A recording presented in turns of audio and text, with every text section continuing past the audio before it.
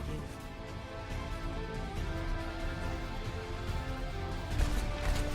Justice reigns from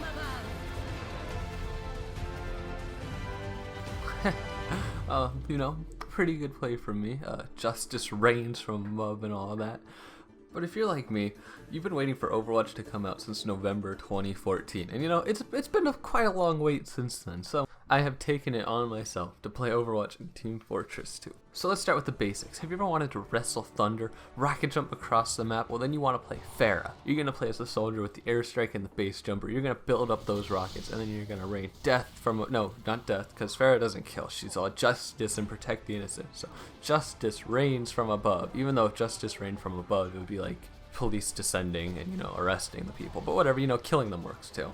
Well, we'll check that one off my list. Who's next? Oh, Roadhog. You know, Roadhog's one of the coolest looking heroes from Overwatch, honestly. But you want to play him in Team Fortress 2, it's going to be a bit difficult. You gotta load up on that heavy, pick up your shotgun, and a melee weapon of your choice, because you know that hook is so important. There's no real way to actually use his hook. So, I mean, if you really want to go for it, go play Manpower. But, good luck with that, because who plays Manpower? It's just as occupied as pastime. So, yeah. But then once you build up your damage with your shotgun and your melee weapon, you pull out your minigun and start really chewing up the enemy team. Go rat tat tat tat tat tat tat. Or I don't actually know what if Roadhog says anything. So you got me there. All right, let me get on my psychic helmet here. Let me predict who you're thinking of next. Mercy. Okay. If you want to play Mercy, you're going to use the syringe gun. That's like your Mercy pistol, which is devastating. You don't mess with Mercy because, you know, in Overwatch, no support hero is out without their protection. You know, they can all be viable attacking heroes because you don't want to, you know, force anyone to those roles where they can't fight. Then you're going to use the quick fix because, you know, Mercy absorbs like the abilities of whoever she's healing. Like she gets faster, or she can like float with Pharah and all that. So your quick fix is the natural choice. And when you build up your ultimate, i.e. Uber, you pop it, but when you pop it you have to say heroes never die, because you pretty much can't die with a quick fix. It's pretty much immortality until it runs out, and then the quick fix normally just heals a lot. Damage boost, random crits do pretty well for that, and flying, just jump around a lot, pretend you're up in the air, and run over your teammates like you flew to them. Alright, so next up we got Hanzo. Now it's gonna be fairly simple, but you're gonna still need to take notes. Do y'all have your pen and pencil? Okay. Everyone have one? Good. Okay, let's go. So, with Hanzo, you're going to need to go Sniper. That's the first step.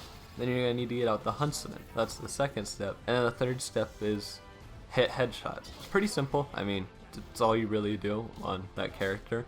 I'm assuming. I've never actually played Overwatch, so this is all just broad generalizations. But, you know, I would have loved to play it and not just be bitter about it. You know, whatever. Hanzo, your ultimate, when you do enough damage, your Girardi will build up inside of you, and you'll be able to release it in a stream, just like the dragons. Yeah, pretty much the exact same thing.